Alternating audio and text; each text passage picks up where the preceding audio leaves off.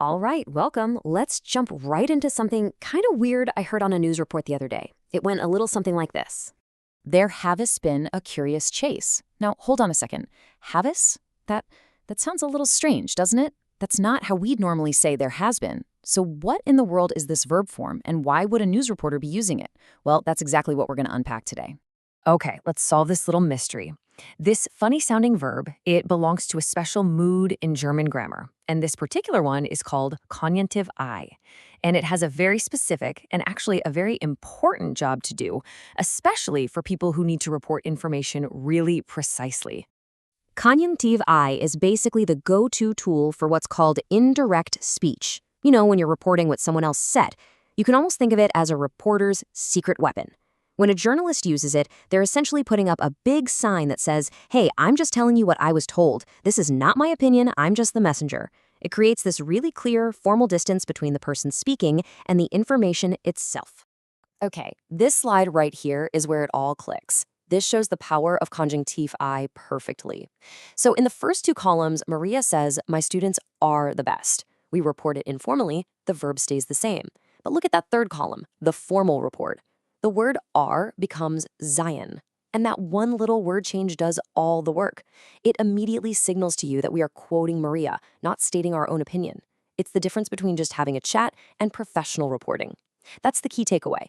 Konjunktiv I is like a label that marks speeches reported, not confirmed. So I know what you might be thinking. Oh great, more complicated German grammar. But I promise you, building the Konjunktiv I is actually surprisingly logical once you get the hang of the pattern. Let's break it down.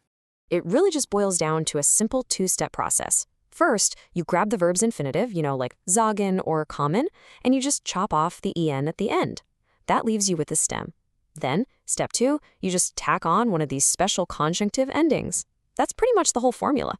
Let's take the verb haben, to have. You can see that pattern in action right here. Habe, habest, habe.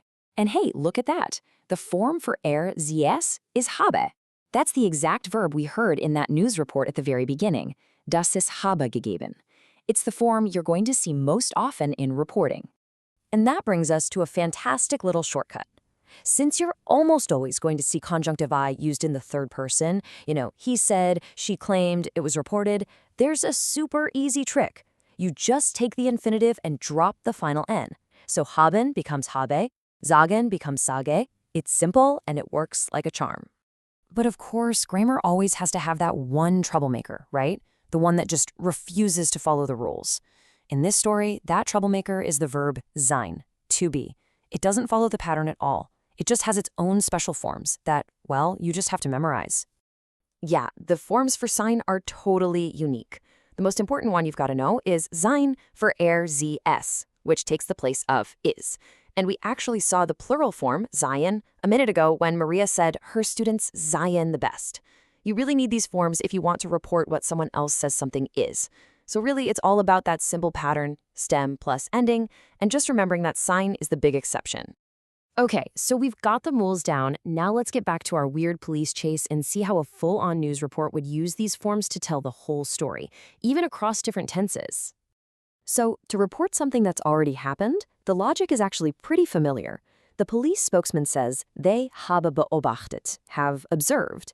It's built just like the regular past tense. You use haben, or sein, with a past participle, but you just swap in that special conjunctive verb to signal that, hey, this is a report. Here's another great example, but this time with sein. A witness states the thief sei hardly able to move. Now, the witness's direct quote was probably something like, he is hardly able to move. Ist kaum in der Lage. To report that neutrally, the journalist swaps the ist for sei, and that clearly marks it as just the witness's observation. And the story just gets more complicated. An eyewitness claims the thief habe einsteigen können, that he had been able to board a bus. Now, even when you're reporting something like ability or possibility, using modal verbs like können, the system still works. You just use the conjunctive I of haben plus two infinitives. It allows for all this nuance while still keeping that neutral distance.